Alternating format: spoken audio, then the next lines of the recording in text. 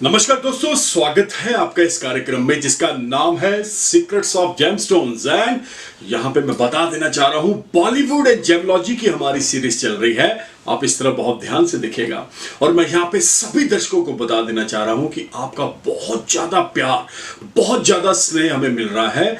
और इसी वजह से जो हमारी सीरीज है ये कंटिन्यू एवरी डे तो मैं नहीं बोल पाऊंगा, लेकिन वीक में 2 या 3 एपिसोड हमारे आ रहे हैं।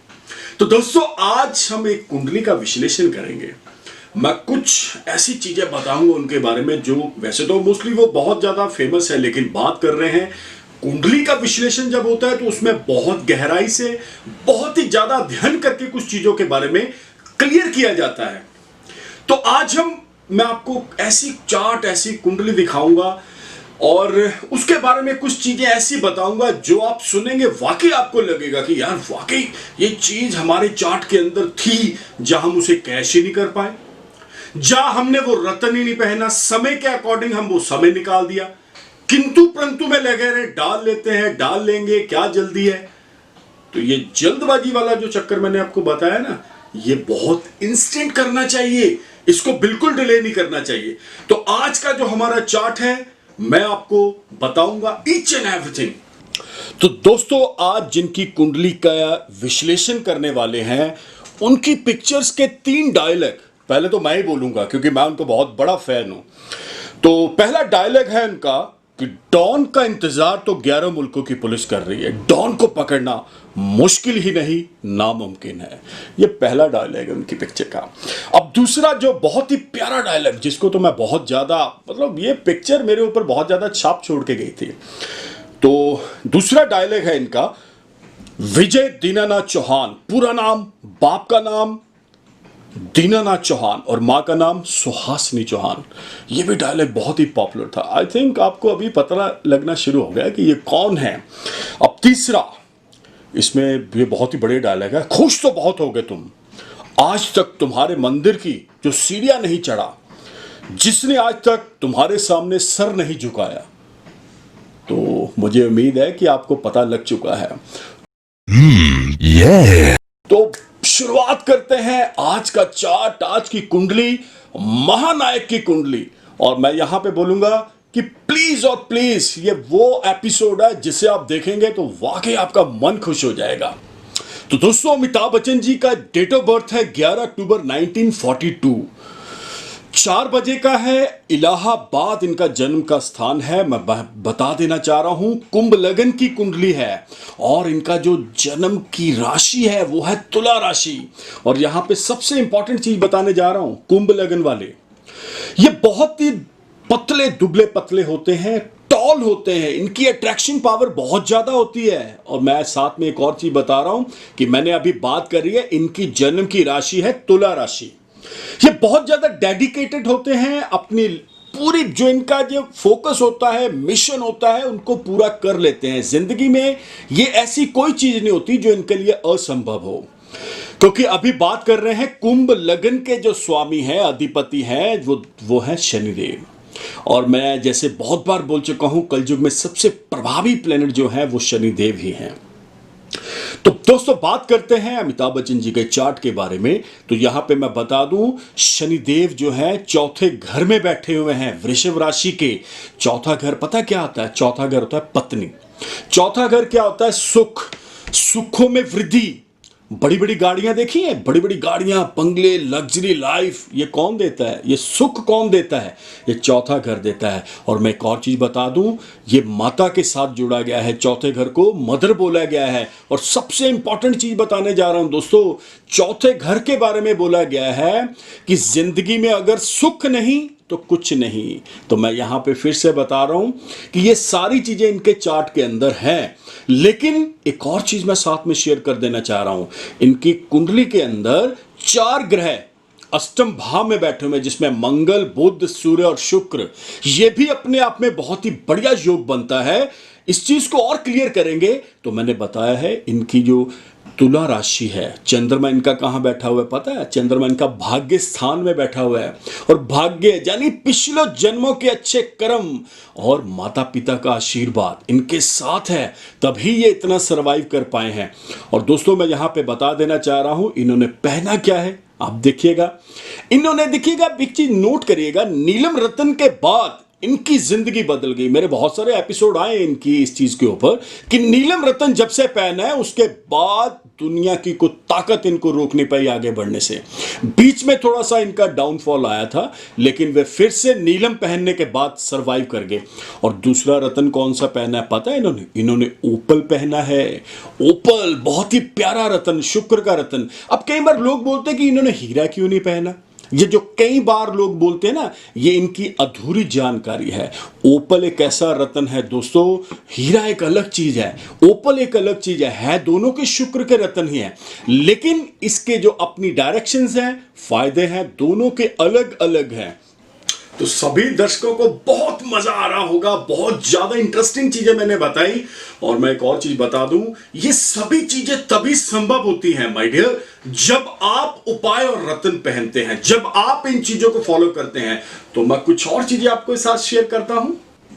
तो दोस्तों मैं 2 या 3 बार अमिताभ बच्चन जी से मिला हूं और बहुत ही प्यारी नेचर, बहुत ही बढ़िया इंसान, आई हैव नो वर्ड्स, इतने डाउन टू अर्थ है मैं बता नहीं सकता हूं। एक बार केबीसी के सेट पे मैं मिला था इनसे, बहुत ज्यादा, मतलब मैं क्या बोलूं इसके बारे में। तो बात करते हैं अभी। एक और चीज मैं बता दूं दोस्तों, जुहू में इनका अपना बंगला है और प्रतीक्षा और जलसा 2 बंगले हैं।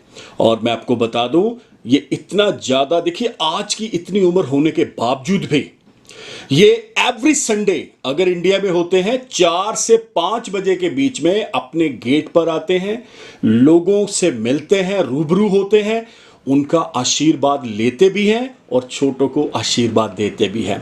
तो टीआरपी लेवल तो देखिए मेरे दोस्तों, क्या लेवल है, मैं हैरान हूं। जिसके घर के बाहर लोग आकर वेट कर रहे हैं तो उसका अपना चार्ट क्या होगा।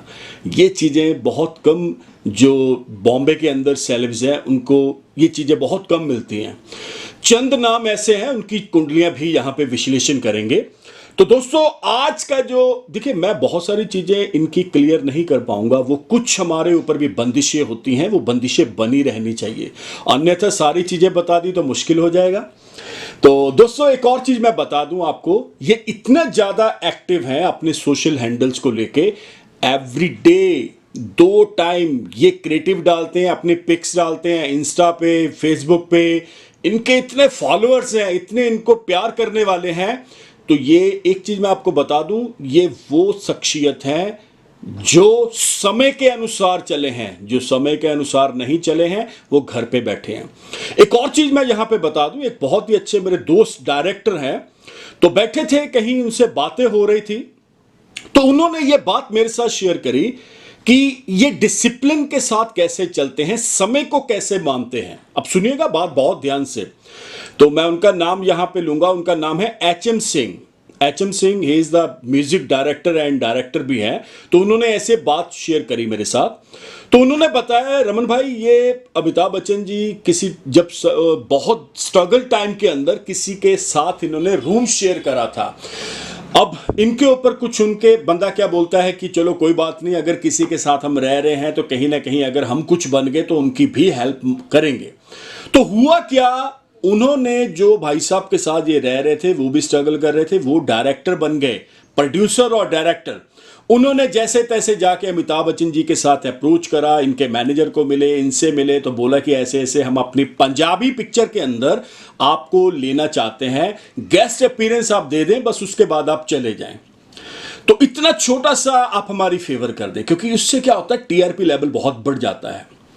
तो अमिताभ बच्चन जी ने यस कर दी, ठीक है मैं आ जाऊंगा। तो ये बात फिल्म सिटी की थी, फिल्म सिटी स्टूडियो इन्होंने जाना था और टाइम मुकर्रर हुआ था 9 बजे। मैं सुबह आ जाऊंगा शूट पे और मैं अपना जो मेरा गेस्ट अपीयरेंस होगा वो दे के मैं चला जाऊंगा। तो जब सुबह शूट था, वहां पहुंचे, अमिताभ बच्चन जी अपने समय के पाबंद थे, ये बिल्कुल टाइम पर पहुंच गए। वहां गए, जाके देखा तो अभी तो सेट पे को आए हुए नहीं था। तो इनको बहुत ज्यादा इस चीज का लगा कि यार मैं टाइम पर पहुंच गया हूं, जो प्रोड्यूसर है डायरेक्टर है वो कोई भी नहीं पहुंचा। उस समय मोबाइल नहीं होता था। चलो इन्होंने 1-2 घंटे वेट करा लेकिन कोई आया नहीं, गया नहीं, बात नहीं बनी, तो ये वापस आ गए। उसके बाद जब वो प्रोड्यूसर डायरेक्टर वो सेट पे पहुंचे तो उन्होंने जाके वहाँ लोगों से पूछा, तो उन्होंने बोला जी अमित जी आए थे और वो आपका वेट करके गए। तो उनको बहुत ये चीज़ पिंच हुई। जैसे तैसे वो फिर उनके घर गए, वहाँ जाके उन्होंने बोला कि sir I am really sorry, मैं चाहता हूँ कि आप प्लीज़ एक बार फिर आएँ। बोले मेरी बात सुनो, जो बंदा समय की वैल्यू नहीं समझता ना, वो जिंदगी में कभी आगे नहीं बढ़ सकता। डिसिप्लिन बहुत मस्ट है। और दूसरी चीज इन्होंने बताई कि अगर मैं समय के अनुसार चल रहा हूं तो मैं अमिताभ बच्चन हूं, और तुम समय के अनुसार नहीं चल रहे और तुम अभी स्ट्रगलिंग फेस ही कर रहे हो, उसी पीरियड के साथ फाइट कर रहे हो। तो दोस्तों ये चीजें बहुत ज्यादा कहीं ना कहीं आपको बूस्ट करती हैं।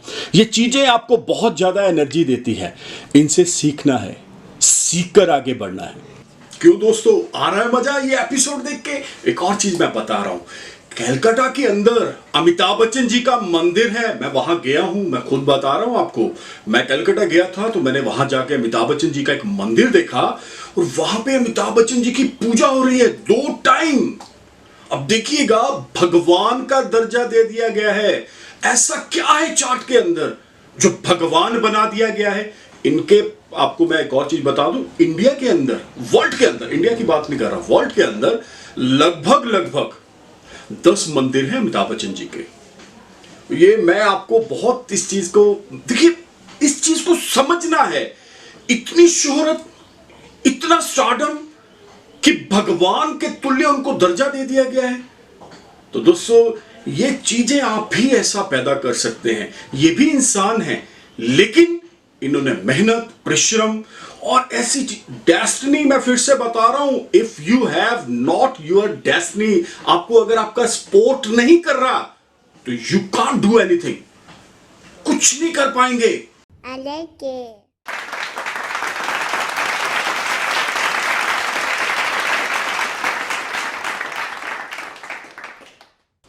तो दोस्तों मैं उम्मीद करता हूं ये एपिसोड आपको बहुत अच्छा लगा होगा। आपके अंदर भी कॉन्फिडेंस भर गया होगा, आप भी कुछ कर देना चाहते हैं। सिर्फ और सिर्फ जरूरत किस चीज की है? एक एक्सपर्ट की। तो अगर आप अपनी कुंडली का विश्लेषण मेरे से करवाना चाहते हैं तो बड़ा सिंपल प्रोसीजर बताने जा रहा हूं। करना क्या है, आप इस तरफ ध्यान से देखिएगा। The number is 9876726492, one of the best number. This is the telephonic appointment number. आपको कहीं आने जाने की जरूरत नहीं, घर बैठिए, चाय का कप पीजिए, एंजॉय करिए, और इस नंबर के ऊपर व्हाट्सएप चल रहा है, इसके ऊपर आप अपना नाम, डेट ऑफ बर्थ, टाइम छोड़ दें। If you have your date of birth, name, any, आपको लग रहा है कि यार आई डोंट हैव, मेरे पास इसमें जो साल गलत था, महीना गलत था, डेट गलत थी, समय गलत था, तो कोई डरने वाली बात नहीं है। दोनों हाथों की लकीरों की फोटो इस नंबर के ऊपर व्हाट्सएप कर दीजिए, आपको प्रोसीजर आ जाएगा। उसे फॉलो करना है आपने, और आपको टाइम आएगा, that time you can call, और मैं बताऊंगा आपको ईच एंड एवरीथिंग। और दोस्तों इस तरफ आप ध्यान से देखिएगा, इस पर यूट्यूब, ट्विटर, इंस्टा, फेसबुक, और मैं जरूरी चीज बता रहा हूं, टिकटॉक, इसको भी आपने फॉलो करना है। Every day you got a maximum, आपको इतने बढ़िया चीजें आएंगी रिलेटेड टू जेमोलॉजी। आपको भी लगेगा यार वाकई ये चीजें बहुत नॉलेजेबल है। अभी एक और चीज मैं बता रहा हूं, ये हमारी सारी सर्च इंजन जो चल रहे हैं ना, ये नहीं है कि एक अपलोड हुआ तो सेम आएगा। डिफरेंट चीजें अलग अलग सर्च इंजन के ऊपर हमारी पीआर एजेंसी अपलोड करती है।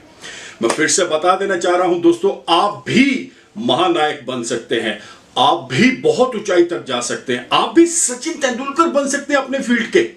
तो करना क्या है? करना सिर्फ इतना है कि ये चीजों को आपने फॉलो कर लेना है और अपना टेलीफोनिक अपॉइंटमेंट लेना है। आप अपने बारे में, अपनी पत्नी के बारे में, अपने बच्चों के बारे में, अपने माताजी पिताजी के बारे में, ईच एंड एवरीथिंग जानिए, ताकि उनको जिंदगी में कोई तकलीफ, कोई संकट ना आए। और ये सारी चीजें पॉजिटिवली आपने एक्सेप्ट करनी है लाइफ के अंदर।